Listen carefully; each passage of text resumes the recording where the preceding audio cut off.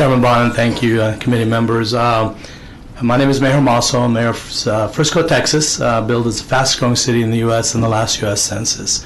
First, I do want to say Texas is a great state. I've spoken in Dubai, the UK last year, and the first thing I always tell people, first they think Texas is farmers or oilmen, right? And I tell them, look, if you take 4 UKs, you can fit them inside Texas. And so almost half the jobs in the U.S. in the last 20 years have been in Texas, and it's going great. And that's, I think, a lot of the concern here today is about making a change that could negatively impact. A lot of the growth is inside cities. And in Chairman Bonin, to your credit, you're walking the walk. This is not the same process as happened in the Senate. You reached out to us. We didn't use lobbyists. We came into your office several times. Your staff met with us, asked us what we thought, asked us for suggestions, and we provided those. So we appreciate that. Clearly, it is not the same process, and clearly, I'm getting to speak for more than 2 minutes here, only 20 minutes, so that's great. Thank you all. But no, it's a big difference, and this interaction is important. I think one of the things I really want to point out is this right here, and you're not going to be able to see it, nor people out there, but I'll tell you what it is. It's a road sign coming in from I-10. It says Beaumont 23 miles, El Paso 857. Okay, that puts it in perspective. This is a big state and differing needs. No two cities have the same tax rate. Tax rate to me is not important. It's are the residents happy and getting the services they need? What is the right tax rate? It's different for every community. In Texas, in 1912, the citizens, through constitutional amendment, constitutional election, created home rule cities. They wanted to be locally governed. And they do that through electing mayors and council members, and they have a charter, and each charter is different. When I meet with companies from all over the world, I tell them, look, when you look at Texas, each city is a little different. You need to learn about it and learn what their strengths and pluses and minuses are. In Frisco, our tax rate to provide the maintenance operation is 26 cents. That's $260 per $100,000 home. Basically less than the cable bill. We have high debt. We are adding 10 to 12,000 people a year, every year.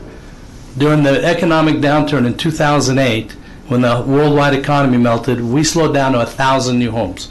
So we were impacted. We did slow down. But we put in a tax freeze. We put in a hiring freeze. Salaries stayed the same, while we were still adding about 4,000 or 5,000 people a year at that time. We had to do more with less. If this was in place then, we could not have done that knowing we couldn't catch up later. Okay? Today, what this means to us is really an unfunded mandate. And what I mean by that is, we would have to have that election every year with our growth because we're adding 10 to 12,000 people a year. And with that, we're home for the $5 billion mile. We just had Boeing relocate to Plano. Actually, they'd like to have been in Frisco. We didn't have a place to put them. We have not enough buildings coming up fast enough. Our community is very proud in investing in the community. Our taxpayers, as you imagine, doing the infrastructure, we've had over $600 million in bond elections over the last 15 years. Most of the issues on the bond passed with 80 and 90%. And so our citizens are involved daily. So while this, using the CPI, is a great compromise, CPI doesn't really, it's not the same for the Dallas-Fort Worth area or the North Texas, McAllen, and Denton counties as it is in El Paso. It means different things. It creates a situation. We would have to create 2 budgets in Frisco, and I know there's other cities like us, every year because we would not know what our budget is until we had the election. We would have to pay money for an election that our voters really are behind what we're doing. And so they would be mandated to spend money they didn't have to spend every year. And then the bond rating would take a hit because, as you all know, you're all very financially savvy, you've done a great job for the state of Texas. Those bonding agencies depend on that revenue stream and a known revenue stream, and that becomes problematic. So that $5.20 savings, if this were impact and it didn't pass by our voters every year, would be offset by the increased interest we pay for building infrastructure and the cost of the election. Now, I'll leave you with one last thing. I got lots of stuff here, but I'm not going to go there. You all have heard from us and your staffs have. But City of Frisco provides 329 mutual aid calls to near neighboring cities every year. We receive 24. what would be the first thing that would be cut? We are part of several statewide initiatives where we use taxpayer dollars to support the state. We've taken over TxDOT roads.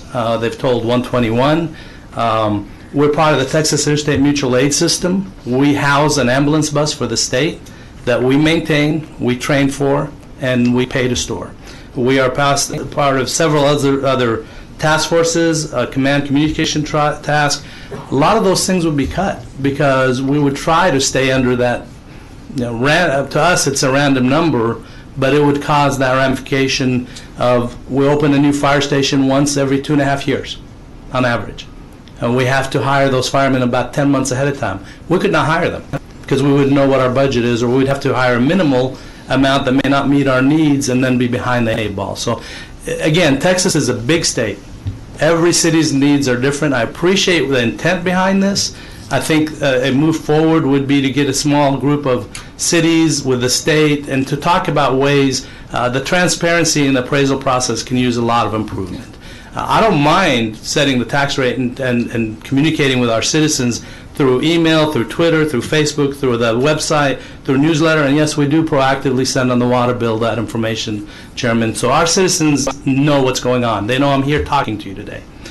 So it's important to have that dialogue, but we don't want to take a successful state down. The job creation that we do in Frisco and then Plano with Toyota, there's so much going on that this could have some really negative effects, and the risk reward is just too high in my opinion. So thank you for allowing me to speak. What is the city of Frisco's been over the last 5 years revenue percent increase year over year?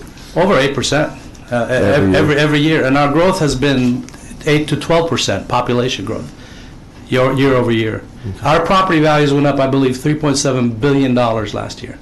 And then when that's a real, and I know I don't want to go there because I agree with you, it's not germane to this discussion. Yeah. But our school district, they're opening 3 to 4 schools every year. In 1996, they had 6 schools. Today they have 68. That gets the attention of the world. Mm-hmm. Okay, but last year that 3.7 billion increase, they got zero of it. Their formula was cut down, yet they have to open those schools. There's a real problem. We do want meaningful tax release. My citizens demand it. Mm-hmm. Our county, Collin County, not Denton County, thankfully says, well, we lower our tax rate every year. Well, you know what? I say they should lower it to zero because there's no services we get from them. 100% of the taxes that are paid in Frisco stay in Frisco. That's the only taxing entity where our taxpayers' dollars are not diverted. The state, we can talk about some issues there. $1.6 million administration fee for sales tax is taken from Frisco to the state. Yet our citizens have to build the roads and build state assets for the most part. 1.3 million is just a court fee that's taken from the citizens of Frisco, yet the citizens of Frisco have to pay for the judge and the courthouse and the utilities.